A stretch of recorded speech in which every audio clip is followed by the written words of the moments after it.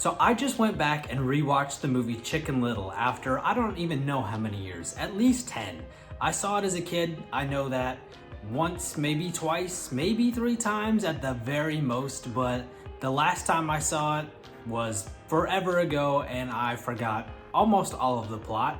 Obviously there are a lot of things that are kind of known, like the sky is falling and whatnot, but I kind of just had to rediscover the actual plot of the movie. Chicken Little has kind of become a cult classic for my generation of people. I think just about everyone I know who's around my age has seen Chicken Little. There may be a few exceptions, but just about everybody I know has seen Chicken Little. I remember when I watched Chicken Little as a kid, it was a good movie, I enjoyed it, but it was never one of my favorites. And I think the reason for that is that the alien, like the robot exoskeletons that the aliens ride around in, those creep me out, not gonna lie. Whenever they're chopping through the cornfield, scared me. Whenever they're being chased through the trees and they're like swinging from the branches, scared me. So I understand why it wasn't my favorite as a kid. And it's still, I mean, among animated movies, it's not gonna be one of my favorites now, even having rewatched it. But I have the same sentiment that I had when I was a kid. It's a good movie, I enjoy it. I think that this is one of those animated movies that you can watch as an adult and have just as much of a good time as you would if you were a kid, just because this is one of those things that has something for kids and adults. I think a lot of the jokes and a lot of the just meme ability of this movie is something I can appreciate as an adult that I just didn't get as a kid. It went right over my head. But now watching this movie as an adult, this entire movie is just a meme. I could make 1 million memes out of just any scene from this movie. The entire time I was watching it, I was like, that could be a meme. And now I feel like I have to. I feel like since this movie is so memeable, I'm just gonna be memeing it for weeks. Who are we talking about? Another thing that I never noticed about this movie when I was a kid was all of the references to other movies that are in here. You've got The Lion King, you've got King Kong, you've got Indiana Jones, Star Wars. When I was rewatching this the other day, I just didn't realize there were gonna be any, let alone that many. And I just thought that was cool because that's something I can appreciate now as an adult that I just couldn't appreciate as a kid. As I do with every movie and show I watch, I immediately went to the cast list after I was done watching this, and I was surprised at how many of the cast members I recognized. I feel like I say that every time I watch something. It seems like I'm always getting surprised that I know someone from somewhere or whatever, but this movie had an unusual amount of people that I knew or knew who they were. And at this point, I should just come to expect that. I should just come to expect the cast list to be full of people that I've heard of just because I've seen a lot of things at this point. But this movie surprised me because I wasn't expecting some of these people, some of these actors and actresses to be in Chicken Little of all things. Now let's just start off with the two that I recognized the voice of whenever I was watching the movie. Obviously Wallace Shawn has a very iconic voice, so whenever I heard him speak the first time as the principal, immediately knew who he was. That was cool. I didn't remember him being in this movie, but then again, I haven't seen it in a long time.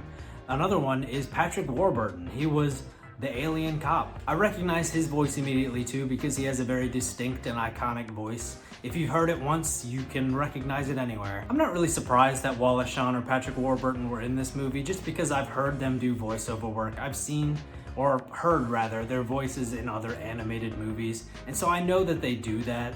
I just didn't remember they were in here and I thought that was cool. Now as for the voices I didn't immediately recognize while watching the movie, Joan Cusack was the voice of Abby in this movie, and she's the same actress who voices Jessie in Toy Story. Didn't recognize her for a second while watching the movie, but as soon as I saw who was playing Abby, I thought about it in my head and I was like, oh yeah, I kind of hear it now. So I thought that was cool. Another voice that I didn't immediately recognize while watching this movie was the voice of Runt, who was voiced by Steve Zahn.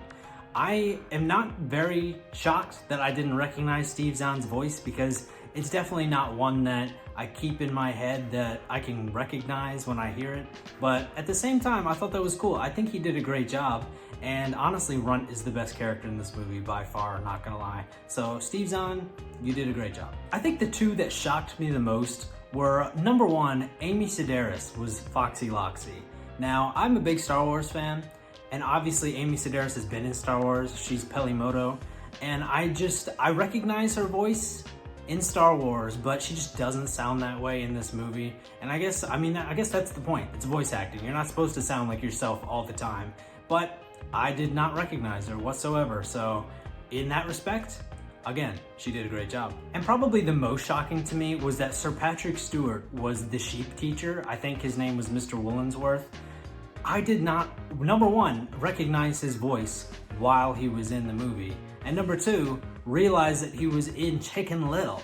And I guess I shouldn't really be surprised that he's in Chicken Little, even though it does, I don't know, Chicken Little seems a bit below, like, a knighted actor, but at the same time, he voiced the poop emoji in the Emoji Movie, so I don't know why I'm surprised. Maybe just my view of Sir Patrick Stewart is higher than that, but maybe it shouldn't be because he voices weird characters in animated movies every now and again anyway. Definitely not in the case of Sir Patrick Stewart because he was obviously already famous at that time, but I think I always forget whenever I look at these older animated movies that not all these actors and actresses have the level of fame that they do today back then.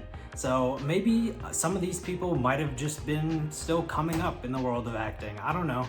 I don't know how old everyone is and how young they were then or what they had been in, but I don't know. I just thought with hindsight that this is a pretty stacked cast. After having revisited this movie however many years later, I don't think it's a great movie. I think it's a good movie. I think it's a fun movie. It's a good time. And honestly, it's got a good message in there too. So if younger generations haven't seen this movie, I would recommend checking it out. And even if you haven't seen it and you're an adult, I think it has just as much to offer you. If you enjoy animated movies, I think you might get more out of it than a kid even would. Overall, I'm really glad that I rewatched this movie. I had forgotten so much of it that I was halfway there to watching a brand new movie, essentially. And I guess a special bonus for me is that now I can make memes out of this movie for weeks and weeks. But what did you think of Chicken Little? You've probably seen it. If you're around my age, you've probably seen it. If not, you should go check it out. But if you've seen it, let me know what you thought of it. Let me know what it meant to you as a kid, what it means to you now, etc., etc. If you want to help me out here on YouTube, giving this video a like, commenting on this video. Commenting? Did I just say that right? Or did that sound weird? Commenting on this video, subscribing to the channel, checking out some of my other videos. All of that helps me grow the YouTube channel. But until next time, bye.